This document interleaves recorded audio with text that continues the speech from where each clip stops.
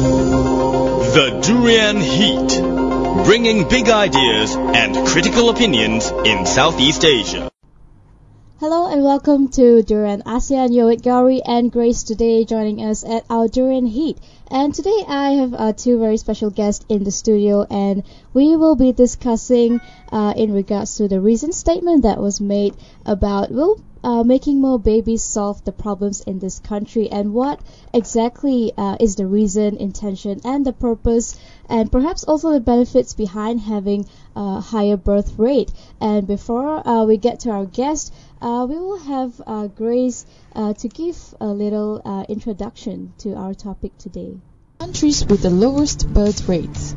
Let's go from the number 10, Greece. Number 9, Austria. Number 8, San Marino. Number 7, Slovenia. Number 6, Andorra. Number 5, Germany. Number 4, South Korea. Number 3, Singapore. Number 2, Japan. And number 1, Monaco. What is your thought when it comes to baby bonus scheme? It's been practiced in Sweden to have a monthly allowance for each child, and it was also observed in Singapore under consideration. Having 3 or 4 children per family and giving more than doubling paternity leave to 7 days, and also increasing maternity leave to 90 days, as well as allowing flexible working hours, especially for women to juggle the demands of a working life and also being a mother in a better manner. So quality of life, or rather downplaying the importance of quality of life, also emphasizing the long-term benefit to the country. Only if couples have more children, appreciating by having more children than focusing on the quality of life. Malaysia, the government recently tells public to make more babies, and this was announced after the United Nations released the figure showing that Malaysia will go from 2.1 children per household in 2012 to 1.91 children per household by 2020. If women kept pushing education and employment over having kids, which will lead to another story where marrying late means these women start families later and also face issues over who cares for the children while they were at work. So is this something that we need to worry about? Well, it could be said as a trend for couples to marry late and limit the number of children to 1 or 2. And if this trend continues, Malaysia is worried that will be a nation of elderly people, since 15% out of the total population will be 65 years or older. There we go. But let's think about this. How about the rising cost of living here in Malaysia, the poor quality of education, and perhaps the few scandals? Is this birth rate at this moment something the nation really needs to worry about so much?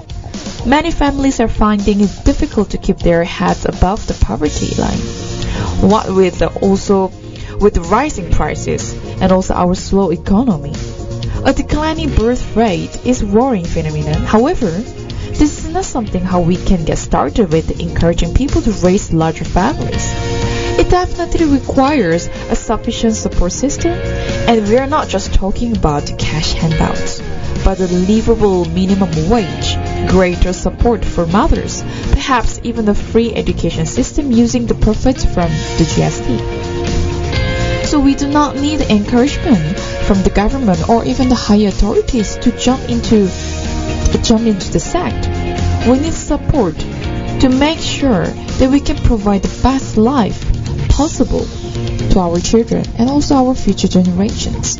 At Durian Heat, we have invited speakers to talk about and also to share their experience and their own perspectives towards this news, as well as how we can improve and also be able to educate public in a better manner, and also perhaps make more babies for the better future. It is something that we should think about. So stay tuned.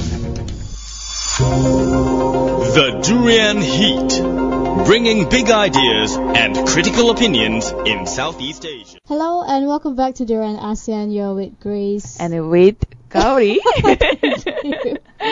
And of course, like I said earlier, we have two special guests in the studio, but I did not introduce them yet, just to have a little suspense going on. Right. But our topic for today is, of course, will having more babies or increasing the birth rate in the country be beneficial to the nation? Especially Malaysia, we're talking about here. Right, so this is in response to what was said by our Women, Family and Community Development Minister Datuk Seri Rohani Abdul Karim, who said that we need to start having more children. Yes. And so we're going to get a little varied opinions here. So Yes. that's why we have called for the discussion today. And then they are not that old. They are pretty at the young And they age, don't but have however. kids yet, so it's gonna be a hypothetical scenario. We'll see Exactly. what they have to say about this. But before that, let me introduce them. We have Mr. Syahrul. Hello. Morning. Hello. Morning. And also one Azri. Morning. And they're both from the Global Movement of Moderates, and they've joined us here today to help us out with the discussion. So maybe you can start with one, Azri, just to give like an overview of the situation. Will having an increased birth rate be beneficial to the country? A higher birth rate. Yeah. I think a higher birth rate would lead to, it would be beneficial in the country because it would allow for a larger economy. For example, in Indonesia, they only have to, like businesses over there, they can just rely on the domestic market. So having a higher population is not necessarily a bad thing, but given the scenario in Malaysia, a lot of things have to be put into consideration first. Because I think a lot of the areas in Malaysia, I mean, possibly the urban areas, they're quite congested. And something needs to be addressed before we want to increase our population. And when you say it's a different scenario in Malaysia, apart from the congestion in the urban areas, what other factors should be taken into consideration before making a statement like we need a higher birth rate or make more babies in Malaysia? I think possibly they should concentrate on increasing the quality of life of the residents rather than increasing the population for the sake of increasing the population. And it is very interesting because when the news was released, there were very mixed feedback from all the public, and the majority, if I'm not mistaken, they expressed that why are we worrying about this at this moment? But it's a global issues at the moment, having the low birth rate. And one of the countries, famously, it's South Korea also, and Japan is also one of them. But Malaysia is not even the ranking, perhaps top 10, but it's already worried about it. Perhaps they've been getting the figures of the low birth rate in Malaysia and then compared its country to other neighboring countries. Thus, this worrisome was expressed. But Syahrul here, how about you? Like, I'll give you a scenario here. Okay. Yeah? Okay. So, I don't know, you have no kids, but then you're having a family. Who said so you do have kids? Oh, yeah. So, you have kids, 2 kids. But then you're having the sort of like moderate life here. But would you consider having the 3rd child? Yeah, I think when it comes to family planning, it's really up to, I guess in a way, fate. Like I don't know how many kids I will have later on. I wish I have a big family because I have a big family now. But I think nowadays a lot of people are averaging to have 2 or 3 kids is because of the economy. You know, because the economy is stagnant. Everyone's scared of producing more babies because babies now cost a lot. To produce one is roughly $500,000 just to get them from when they were born all the way to college. So roughly $500,000. So imagine having 3 kids. Yes, I mean that comes with a lot of money for sure. Right. But then having a kid, do you think the government also needs to support a family in general, like giving free education if you have a 3rd child? I mean that's what's been happening like in all these developed countries. So rather than releasing news and expressing their concerns to the public straightforward like that, how about coming more with a like sort of compensation? Yeah, I think the government should give more incentives to the families that want kids. You know, like in Japan, in Russia, etc. They give incentives to newborn babies, to the mothers. In Europe, I think they give a 1 year paid leave to the mom. In Russia, if I'm not mistaken, they are families are receiving roughly $12,500, Right. you know, from the government, and this is helping to increase the birth rate, but it's still quite low over there in Russia. But do you think that at the rate that things are going right now with the higher cost of living, prices surging, isn't it wiser to actually have a lower birth rate, or just to limit yourself to maybe just one child? I think, well, we're not really facing a lower birth rate. We're just facing like what A stagnant. the minister said, a replacement level where the population will just remain stagnant. But the fact is, the population is still increasing. Yeah, it's still increasing so far. Yeah, and you know, I think the government needs to prioritize what they really want to do Right. first. I mean, I think the economy right now is quite it's not great. So I think they need to focus on that than thinking about producing more kids. I mean, our birth rate right now is 2.1, and that is actually still relevant, quite high compared to other countries, which is like 1.4. And those countries are the one that needs to be worried, not us. So there are so many other things to worry about, especially when it comes to Malaysia. However, to your perspectives, right? How important is the family planning in Malaysia? I mean, it's quite important. Not in general, but Right. then coming from the Malaysian nation perspective. Oh, especially the youth in Malaysia, how do they view family planning? I mean, for me, because I'm a youth, Sure. family planning is very important. Just because, I mean, to me, I'm always thinking about the economy.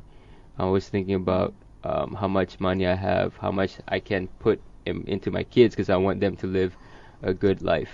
I don't want them to be, caught in a struggle, sort of thing. And I think that with the price of goods today, I guess in a way GST has a bit of, role that to play in this. For example, like diapers is so expensive nowadays, and people are complaining about it, including my brother who has, a new daughter now. So I mean, it's quite difficult. I don't know. I can't really tell from now. So the ministry also said that couples should not be so focused on the quality of life, because that sort of discourages them from having more babies. And she said that you should have children for the long-term benefit of the country. So that goes back to the question, is that really the right reason for people to have more children? What are your thoughts? I don't know. It's funny because I don't think if I want a baby, I don't think I'm thinking about the country. Right. I'm more thinking about me and my wife, and Whether you can just afford the it, family in are you general. ready for it? Yeah, but yeah, whether or not I'm ready, I don't think it's about how can my kid contribute to the economy later on. I think that just comes naturally. They should contribute to me first, Oh, and then okay. and then to the country. But how do you think the whole sort of domino effect process works? When you have more babies, you have more kids going to college, and then you have probably an influx of graduate. And what does that actually do? Does it actually benefit the country in the long run, or? Well, they have to address the issue of unemployment. Otherwise, you have more people who are unemployed. Or, Malaysia envisions to be Vision 2020, a developed country. But if you have a bunch of low-skilled people that are unable to access proper education or get proper jobs, it would not be beneficial. It would just lower the living standards and. Well, at this current situation in Malaysia, let's not talk about middle-income family, but let's talk about the low-income family, where they might not have a proper family planning. Thus, they have quite a big family, if I'm not mistaken. One family holds like 3 or 4 kids, and then those people, they are not really supported by the government. So, in your thought, what do you think the government should do rather than expressing their concerns, having lower birth rate in Malaysia? Give out more brims, I think. I mean, that would be no.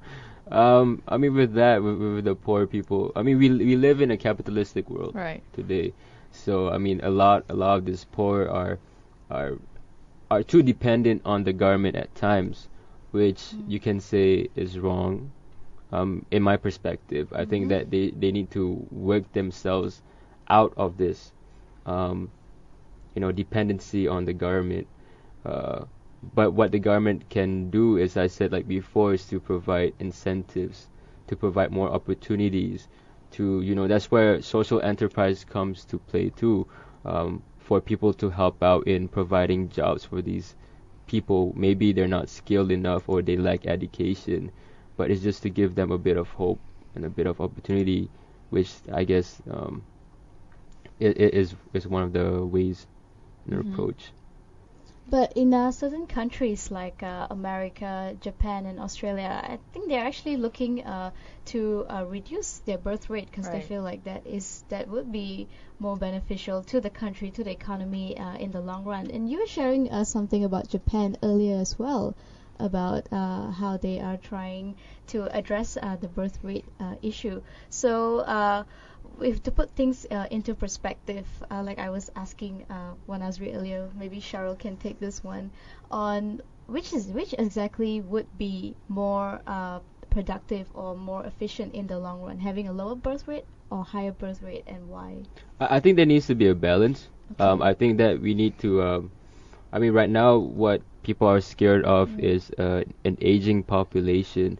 So, I mean, as a result of aging population, is the working force won't be able to support the retirees later on. So, meaning I won't be able to provide for my parents who are retired, Right. and this becomes a problem because Right. we're not getting. I mean, in Malaysia, we have this what EPF system, etc. for the retirees, which is beneficial for them. Yeah. But in other countries, perhaps like in the U.S., by 2000 and I think by 2050, they're spending almost half of their reserves on the retirees. Okay. And so, would you want to allocate all that money on them, or on the youth and the future? So I think there needs to be a balance. Maybe you can, increase the birth rate at one point and then try to decrease it. But if you increase the population, that means the resources are limited as well. So But do you think that the government should just work with what they have, try to come up with policies to accommodate the current birth rate in the country? I think, well, right now it's at the replacement level, so if they can maintain that, it would be quite beneficial in bringing up the living standards. But then going back to Japan, right? Yeah. I think I read a news about Japan where they are facing a problem having a lot of aging population, and then those are the people who do not have jobs at the moment. So even if they have all those services for elderly, but they are the one who doesn't really contribute to the economic rate in Japan. So those the concerns was expressed. Whereas the birth rate in Japan is getting lower and lower. So that's one of the main concern. However, government has come up with a sort of solution or scheme to families that if you have more children, we'll give you this advantages to your kids. And at the same time, it's not that they are not encouraging the aging population to stay away from the society, but at the same time they are also providing platforms for them to be able to work or have activities in the nation. Do you think the Malaysia, rather than expressing things via newspapers, how about coming up with solutions, like to give ideas to public, educate public in the appropriate manner? yeah, I mean, education is so important here in Malaysia in terms of, I guess, family planning, etc. But like I said before, the government needs to provide these incentives if they really want to increase the birth rates. But in this case, I think we need to, analyze back what we want to prioritize for the economy. How do we get to that vision 2020? I mean, one of the vision is to provide a 70 million, 70 million population by a certain year. 2100. Yeah, 2100. Mahathir. Yeah, but right now we're only in 24 million. So can we get that? And is Malaysia big enough to hold that size? I mean, that's the question that we need to ask ourselves. So you were saying earlier that Malaysia is actually going through the replacement phase. Can you just elaborate a bit on that? Basically, the population will just, I don't know how to put it. It will just replace itself. That means it will just maintain at a So the certain younger level. generation will just sort of take the place of the... Yeah.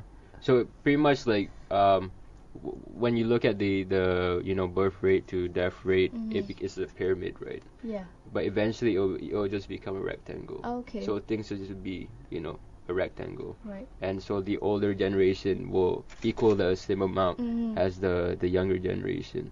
And So that's why. Yeah. Okay. So That's that's what probably the balance that we're going for as well. So Right. we are going to take a short break. When we come back, we will discuss more about how making more babies can or cannot solve our problems. Right.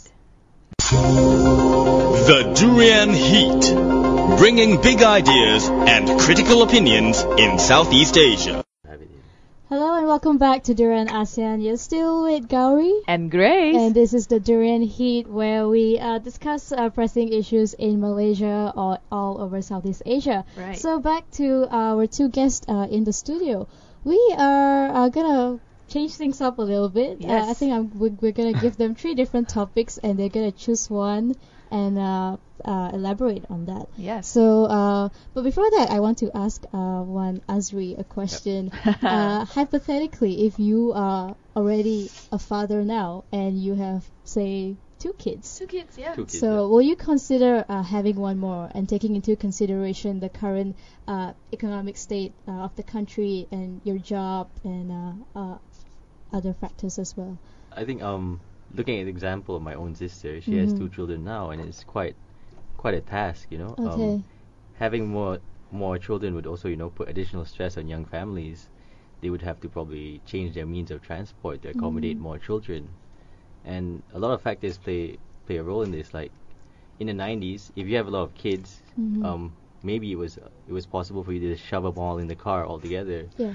But nowadays, you have to take into consideration safety. If you have 2 kids already, ideally people should be buying baby seats. And Right. that's a problem in Malaysia. Like, people don't bother with the baby seat, and kids fly out of the car and stuff like that. It's really unsafe. So you have to put that into consideration. I mean, there were a few cases here already, right? Oh, yeah. Yeah, and the government is making that a law, Exactly. like So once that becomes compulsory to have Yeah. baby seats, imagine if you have 2 children in a sedan, Mm-hmm. you could only fit 2 baby seats at the That's back, right. and that's about it. And Unless probably you, one in France, so you can only have 3 kids. Or- yeah, but then your wife would be in front, probably. Well, she doesn't have to follow. But I mean, even at the back, you can't fit Yeah. 3 baby That's seats. right, You yeah. can't. You So- can't. So I you can need to see really that plan. Azri is coming from a very practical point of Yeah, view very when it comes fatherly. to family planning. Yeah, It's not exactly. very hypoth.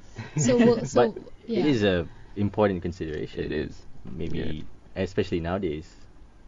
So you're more worried about the safety aspects of having more children, and also in terms of probably monitoring them and keeping in touch, and Yeah. with a lot of kidnapping cases happening as well. So I think you haven't answered. So will you or will you not consider having another child? But for myself, I think Yeah. ideally, like, coming from a family of 5, I think 3 children is ideal. Okay. Yeah. So you would. Except the minister has said that 3 to 4 is ideal. Yes. But do you think the youth or the young parents right now can handle having up to 3 to 4 kids? I don't think so, because because most people come from dual income families, so it's very difficult for the wife to take time off. And looking at the economy, if she takes time off, there's always a chance that there's always someone else that will take her place. Right, She right. has to worry about that. So it's quite scary. Right. And you want to add on to that, Syahrul? No, I think I think Azri answered it quite well, and I agree with him Okay. that I mean, nowadays you need two people working. You can't just rely on one. Right. So it's an important factor to take in. Yeah. So I mean, it's important. Yeah. And Yeah, they compared to back in the day, like Right. maybe in the 80s and 90s, possibly women didn't work so much. Yeah. Usually the husband. husband is the only caretaker. But So nowadays, I have one more question for you. Do you think that it's okay for the wife to be working and the husband stays at home and take care of the kids? Oh, so you're talking about a house husband. No. well, yeah, Syahrul says no. no, because a house Right. has, I mean, possibly at a later stage it's possible, but during the early years, the child would have to be with the mother, for breastfeeding or Right. things like that. Yeah. I mean, I don't think dads can breastfeed, but I mean, just I come from a traditional family. Okay. So some of my principles are quite traditional too. I don't want to be a house husband.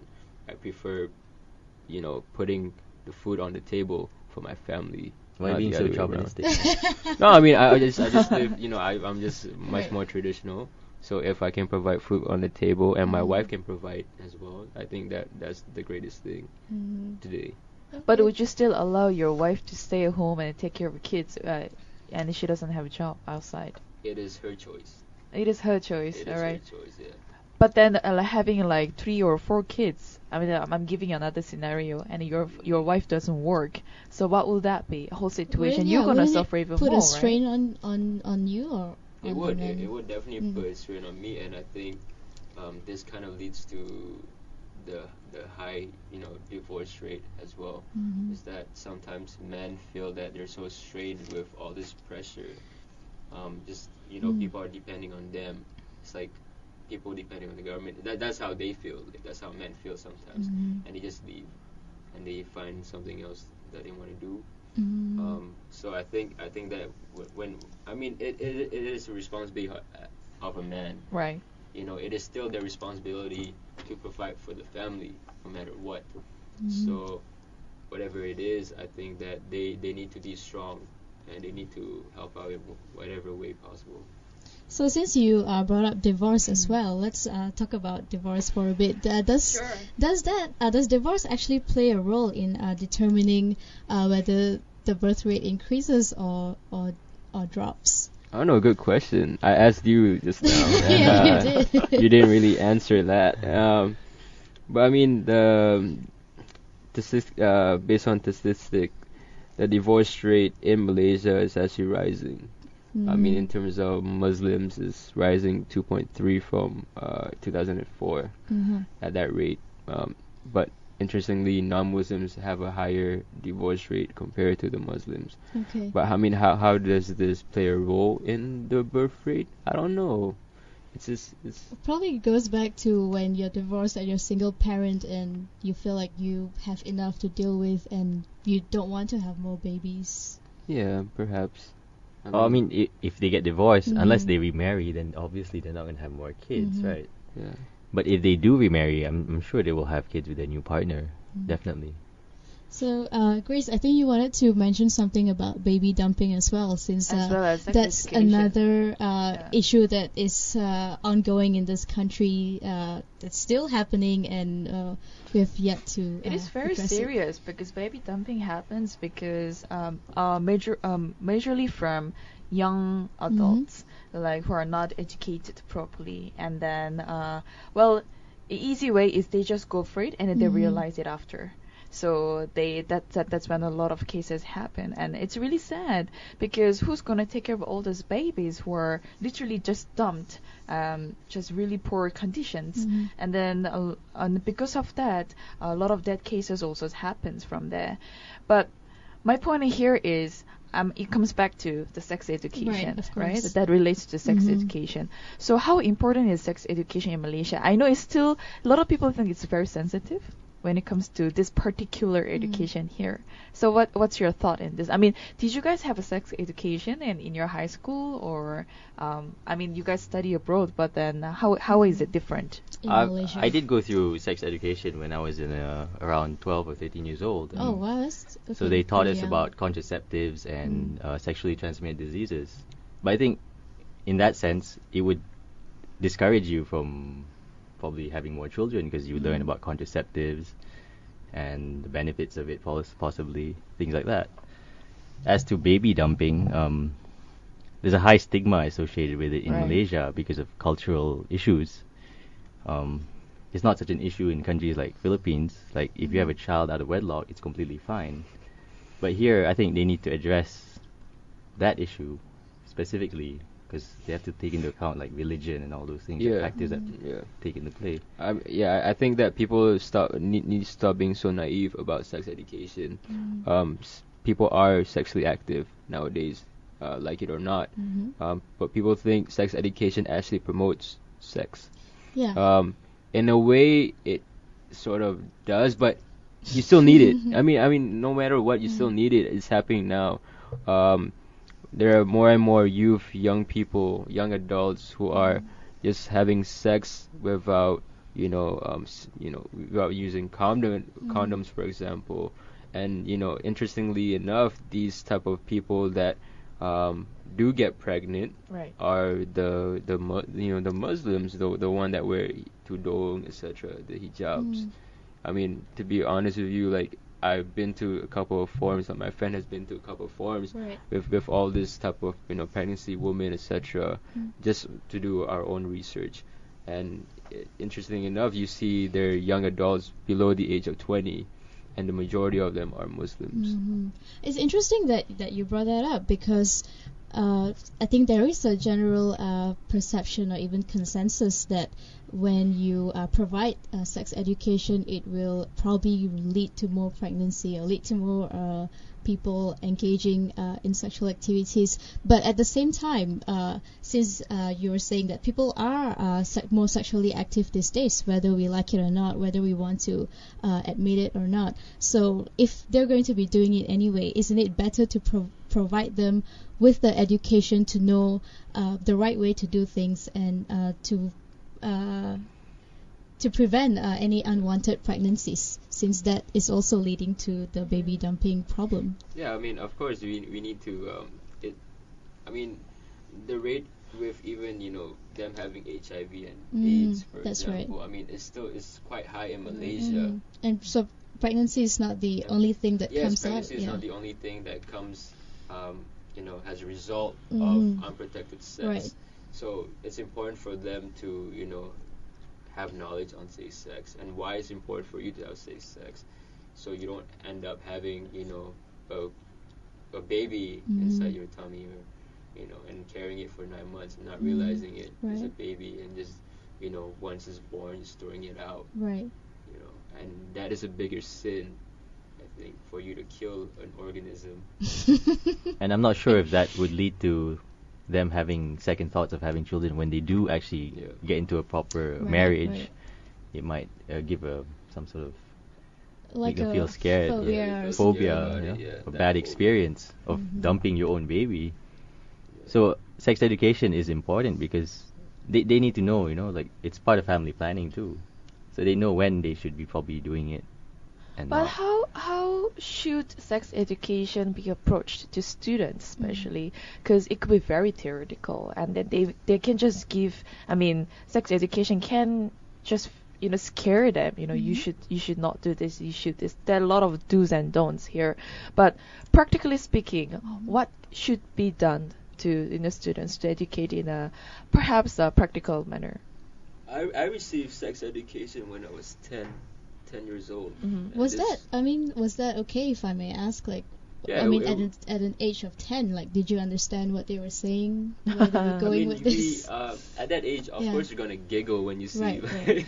all these images because you're so young. Mm. But what the school did in the U.S. was they give a permission slip from the parents, so the Okay. parents had to sign and approve of you first. Right. My mom didn't approve of me watching about HIV/AIDS Right. though, but other things she was okay with Okay. it, just HIV/AIDS. So I don't know what is a good age. What did you feel by watching all those video clips? What do I feel? Yeah. What kind of Actually, video clips are you what talking you're about? Something, I mean, yeah. No, I There's mean no graphic video No, it clips. wasn't graphic. Yeah. It wasn't graphic. But at 10 years old, if you see, The images. images Images of what? your genitals Oh, right. or other people's genitals, I think you're still gonna giggle. Right. Even now, it depends on your maturity. Even now, you're still gonna giggle Yeah, that's when you right. see your But genitals. they're just illustrations. It's like It in a is. scientific book. It you know, is. so things Yeah. like that. Yeah. Mm. So I think it's completely fine, like where they cut it in half and show the insides and stuff like that. Yeah. So what about for you? You said you I was you were 12. Yeah, I at was that 12. time. So did you understand what they were saying, or were you giggling as well? Like, what? I mean, when we first went to the class, I mean, they asked questions like, Yeah. how long do you think it takes for people to have sex? Mm-hmm. And I was the first one to answer. I thought Oh. I got excited. I didn't know anything. I said, Right. what? They take all night? Right. And they told me no, it doesn't take all night. I mean, it only takes a few, I don't know, half an hour or something. Uh-huh. So it was approached in a casual manner. Okay. And it's not graphic or lewd or anything. No, it's not. No. So is it something that we should casually also talk about? Especially in Malaysia. Malaysia, rather than oh my Given god, the this is such a taboo to circumstances. talk about all that. We need to talk about it, and I think like I said before, you can't be too naive to reject that. I mean, people need to survey how many young adults are actually sexually active. I think a survey needs to be done about this, just to prove to the people who I guess are not aware. But it is very hard in Malaysia Mhm. to have sex education. You I mean think to the approach, is it? To approach it's to not bring just the out the approach, it's having subject. it in general. Just Right. having sex education in general in schools, etc. Like just having that word sex. Yeah, you would just hearing that word sex. I mean, it's hard in Malaysia, and the majority of people does not accept it, I guess. That's why the government did not approach it in the first place, because majority of people did not want it because they think it promotes sex. But maybe another method for you to use it instead of in schools or inside school curriculums, maybe you provide like on YouTube, for example, a channel where people can actually learn, and they can learn from it. They can. Because an important component of that, they have to learn about STDs and all that. Yeah. And it's important. Otherwise, you have this whole population, they don't know anything, and they're just engaging in free relations with each other. And Yeah, so I mean, just imagine one person being made it with HIV/AIDS, Mhm. them not realizing it that they have it, Right. and they go around having unprotected sex with bunch of people, and all these people are getting the disease, and it just spreads and spreads and spread. and that would lead to the declining birth rate. too. That's For true. sure, yes. You see. And apart from that, we were also talking about the baby dumping earlier, which I want to go back to. I think most of the main reason why it happens is because they lack the sex education. But even then, say that they do get pregnant, what are the measures that is provided by the government for them to help out these young people who don't want to dump their babies but they have no idea what to do with it? That would involve changes in society and how they think, because of course we're in Malaysia and the majority is Malay Muslim, and it's just not appropriate to have children out of wedlock, and I don't think they can handle that. That's why they just So it's more of an emotional pressure That's as a- well. I don't think it's an emotional pressure. I think it's more on reputation of the family. Okay. Cultural thing. I mean, it's like in Asian, we have an Asian culture, right, where family is the highest thing. So we need to protect the family's reputation at all costs, and having a kid before getting married, for example, will ruin that reputation of the family, not just your family but other people's family. And more people are doing this because they think it's love. They're just doing it out of love. So they're being tricked that love. Blinded by love. no, really though. They're being tricked that love is the reason why they want to do these things. Yeah. So we are almost at the end of our segment, and just before we wrap things up, I just want to ask you guys, what is the way forward from here? Because we started with the declining. I don't know if I should say declining because he kept saying replacement. Maybe I'm wrong. I don't know. So on what the statement that came from the ministry to say that we need to be making more babies, but at the same time we have the whole problem of baby dumping, and we don't have enough sex education, Right. and we probably cannot afford to handle or accommodate having a higher birth rate in the country. So what are your final thoughts? Wait, just to get back to the declining birth rate Yeah. part, it is declining year on year, but Okay. the overall population is still increasing, and that means Okay. it's still at an acceptable level where it will replace the current level of Yeah. population. Mm-hmm. Yeah. But over the years, it has just been dropping, so that trend has to be somewhat reversed, I guess, according to the minister. Yeah, so I think even with the minister's statement, she is forecasting Malaysia's population, our demographics in 2035. You know, in that year, Right. where the birth rate will decline slightly. I think she's forecasting it. So for her to make that statement, it's more of a prevention than a cure Okay. type of way. To reverse that decline. Yeah, to reverse that decline, and it has to start now. But I think the way she puts it, Right. by telling people, oh, we need to make more babies, quantity is better than quality. Yeah. I think you know, No. there's Quality That is doesn't yeah, work quality. way. that is where the debate is taking place then. But I mean, if you have anything, a few words to say, Azri, before we go. Oh, no, the last question was. Last question was to conclude. What is your final So you thoughts? guys do agree that it's quality over quantity, and it's not about It just is having, definitely about quality. I mean, how are we going to reach a high income nation if we have Right. quantity and not quality? Yeah. That goes back to the 11th Malaysian plan as well.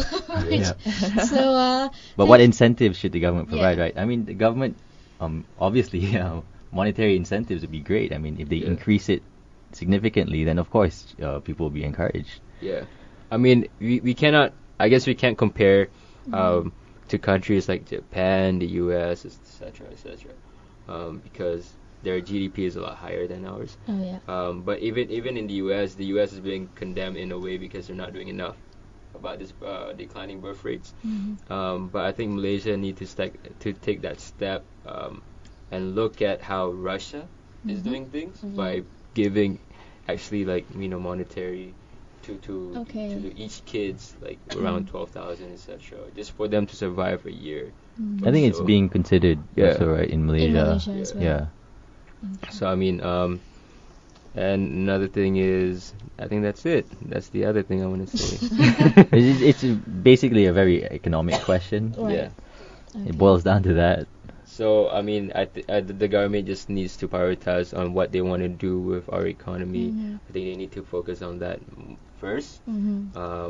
Try to get back our, you know, economic growth back to the same rate as it was before, and then from then on, I think we can start looking at whether quantity is better than quality or quality is better than quantity. Okay. So yeah. Oh, by the way, the views are our own, just to let you guys know. Nothing to do with GMM. Nothing to do with GMM, no. So thank you very much, Thank you so Syahrul much. and Wan Thank you. Azri, for Thank you. joining us in the studio today and discussing about will making more babies solve or will not solve our problem. At the same time, I think we feel need- free. Yes? Sorry. Yeah. I think we need to have a moderate family size. Just to add to it. Just to add to That's a it. good one. So Well, yeah, go for moderate families. at the same time, feel free to leave us feedback after, because we'll be uploading the podcast of this particular interviews. So feedbacks are welcome. Yeah, reach out to us on Facebook, Twitter, Instagram, and also subscribe to our YouTube channel for Right. all the daily podcasts.